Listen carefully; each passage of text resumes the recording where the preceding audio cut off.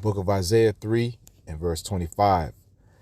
Thy men shall fall by the sword, and thy mighty in the war, and her gates shall lament and mourn, and she being desolate shall sit upon the ground. Isaiah 4 and 1. And in that day 7 women shall take hold of one man, saying, we will eat our own bread and wear our own apparel. Only let us be called by thy name to take away our reproach. All praise, glory, and honor be unto Yahweh, Bahasham, Yahweh Shai, Bahasham, Rachak Wadash. Peace and double honor to the apostles and elders of Great Millstone. Shalom to the elect. Now, I just read Isaiah 3 and 25, which leads into Isaiah 4 and 1. And just to go into the simpism or the simp doctrine of these other Israelite groups, like an IUIC, like an ISUPK. All right, they seek to undermine the prophecy of the Holy Bible, and this is a major prophecy, okay? Because it's telling you that these women are going to ask for protection. All right, now if we jump down, Isaiah 4 and 6, just to show you, and there shall be a tabernacle for a shadow in the daytime from the heat, and for a place of refuge, and for a covert from storm and from rain. What is the tabernacle? The house of God, which is his men, starting with the 144,000. That's the tabernacle. All right, that's, and through the names of Yahweh Bashem Yahweh Shai, this tabernacle will be a strong tower of protection. All right, which this is all likened unto the storm and the rain. The rain is likened unto what? The time of trouble, of Jacob's trouble. So in that day, these women, they're going to realize how weak they really are. They're going to realize how lacking they are. They're going to realize that they actually need help. They're going to realize they need protection. They're going to realize they need guidance, and they need a man of God for that. So all these other derelict niggas in the street that most of these Eves like to mess around with, they're going to realize that that wasn't the right choice. And many of them are going to seek out a man of the Lord. And the overwhelming masses of them are going to be rejected. Okay? But it says 7 women, so 7 meaning completion, will take hold of one man. And when we read Isaiah 3 and 25 and 26, all right, it mentions that the men shall fall by the sword. Why? Because there's going to be a lot of tribulation.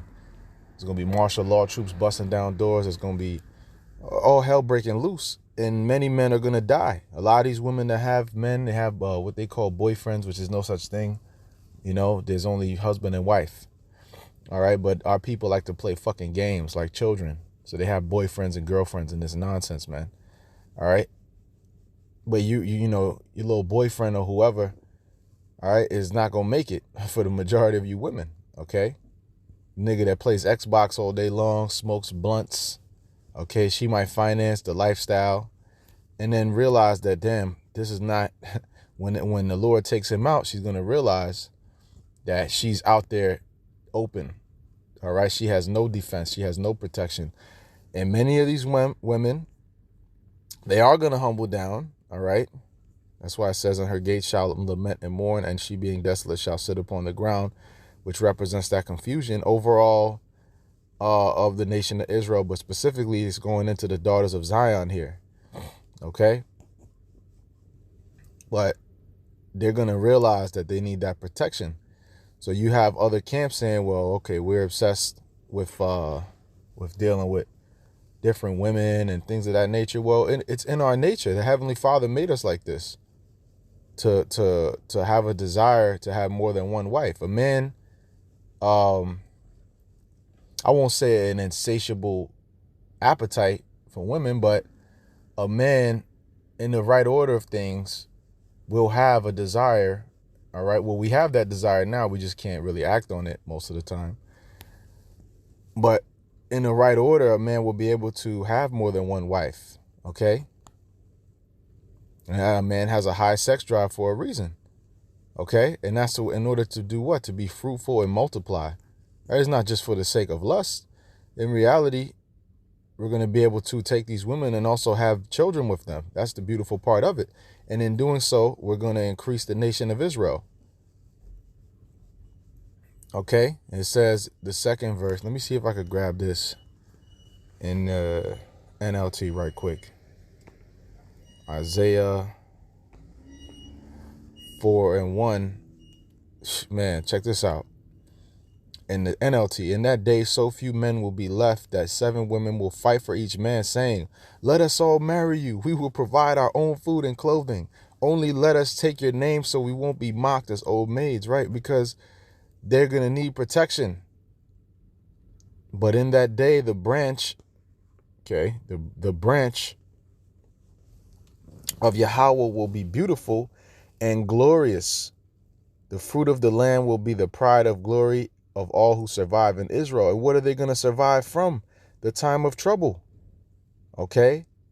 So that's the remnant making it out. And the remnant, all right, they're going to be a lot of women for us in these last days, man. All right? For some brothers, it's already shaping up. But we always advise to use wisdom, okay? Because these women can also become a snare and a trap unto you. All right? But yes, 7 women, all right? And if they're asking for their own, or to provide their own food and clothing, how are they going to be able to do that? They would have to be working. Well, the apostles made the point this weekend at the camp. And hey, if you brothers ain't got no lessons, man, just watch the apostles live and you could get a whole bunch of lesson material just off of that. Or, you know, any other brothers can, but especially the apostles, it's just lesson topics flying left and right. You see? A lot of the lessons I'm doing throughout the week these days have been inspired off things that the apostles have been speaking on through the Spirit.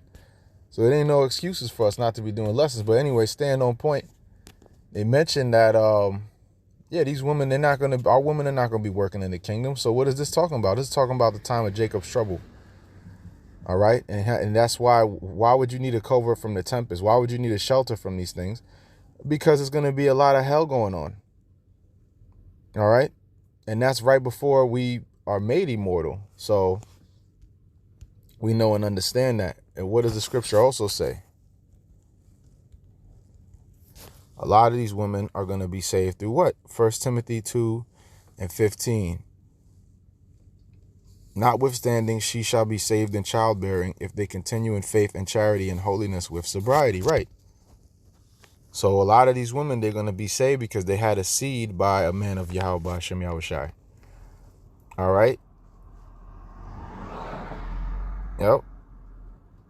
Yes. Look what it says in the NLT. It says, or will be saved by accepting their role as mothers. Right. Coming back into their femininity. And it requires you to be with a godly man in order to truly embrace that. Okay? Because we're not looking for women that, I'm a boss babe all by myself. I can do bad all by myself. We don't need that. I just need a woman that's quiet and can remain within my atmosphere and keep my peace intact. That's all. It's very simple. You see?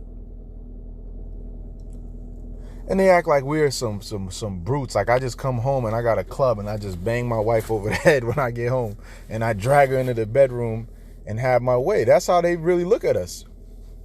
You know, some of the happiest women on earth are the women that are with the men of the Lord. You know, now we have our trials and tribulations. It ain't always easy. But a woman if you got a woman that's rocking with you for a while and you got a good thing going, a lot of our wives are happy. Shit, my wife is happy, man. You know, from what I see, from what I'm witnessing, because she don't have to play this fucking game of, you got to go out there and do what you got to do and, you know, act like be masculine. You can really be a woman. Just be a woman and I'm going to be the man. And it's that's just how the Lord designed it, man. You know? But no, you know, these other camps, they want to have women teaching. You women, you can't come out. You know, another thing that the apostles mentioned was, women coming out. Imagine if women were to come out and be out there with us on the highways and hedges, they will be complaining. They will be saying, this is too much. I can't do this. Calling up Uber Eats, because they're not built for that. And that's all right. They're not meant to be built for that. They're meant to serve us. So be glad of the role that you have. You don't have to go out there and go to war like we do every week. You don't have to go out there and I got to deal with this type of personality and all different types of people. You women are not built for that. Okay? You're built to be delicate, to be soft.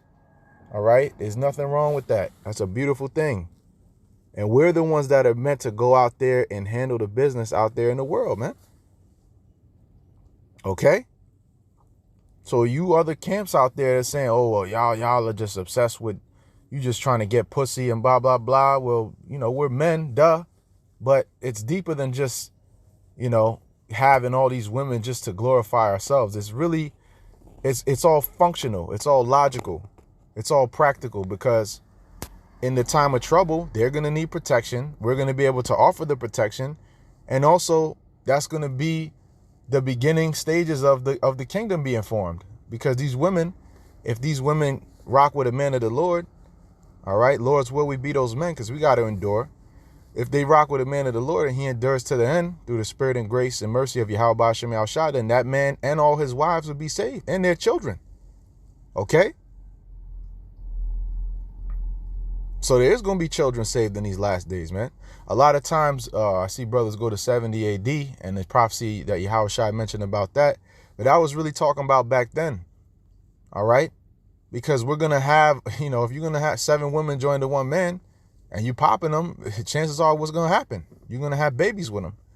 Now, I'm not saying that, don't take this with a grain of salt and use wisdom, because we ain't at the finish line yet. And in Jacob's trouble, everything is going to be through the Spirit. The only advice I could say through the Spirit is to just trust in the Lord. And the Lord will be the one to line it up when the timing is right. Don't try to force it yourself, because it'll blow up in your face. But, if seven women is joined to one man, then yeah, you're gonna have these women. All right. Every brother's lot is different. 7 could mean a different number for a different brother as opposed to yourself or myself. But at the end of the day, the Lord is going to give you your portion. And with that, you're going to be fruitful and multiply. You got to be wise about it too. But how is it going to be that children are going to be saved? Because it does say in 2nd Ezra, right?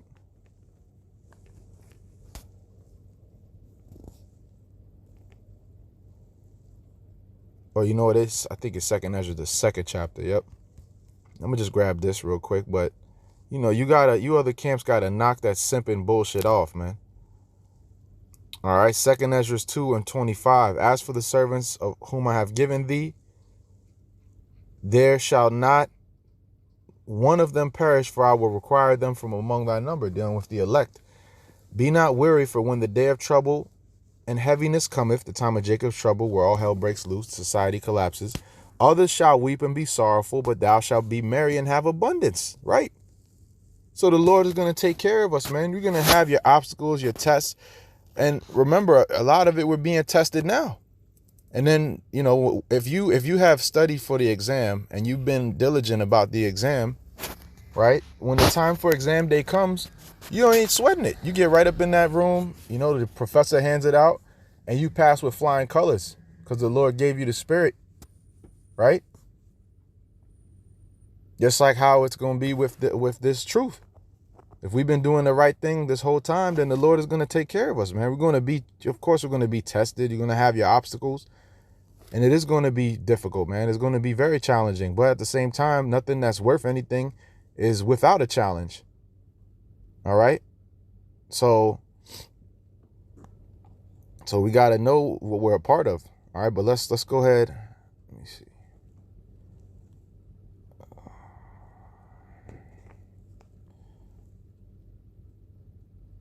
I'm trying to find this precept. It mentions, oh, yep, there's a couple verses down. The heathen shall envy thee, but they shall be able to do nothing against thee, saith the Lord. Why are they going to envy? Because they're going to see us doing well, us and all of our women and our children. All right. My hand shall cover thee so that thy children shall not see hell. Right. Okay. So that thy children shall not see hell. And that's dealing with what? Our children are not going to taste of death. Those that belong to Yahweh Hashem Yahushua, Lord's will, we're of the elect. All right, so the Lord's going to protect us in that day. And through the Lord protecting his men, that protection is going to extend to the women that are around us. So it's a very simple thing, but you can't, you go to these other camps, they have a simpish doctrine, man. Always trying to please the woman, looking over their shoulder when they say something to see what the woman thought about it. See, the difference with us is we don't give a damn. All right. And the women that are meant to come to be delivered, they're not going to be offended by the thing.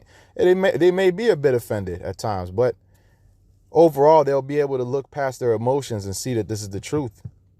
All right. And we're not here to hold punches. So, hey, with that, all praise, glory, and honor be unto Yahweh, Bahashem, Yahushai, Bahashem, Machak, Wadash. Shalom to the next one.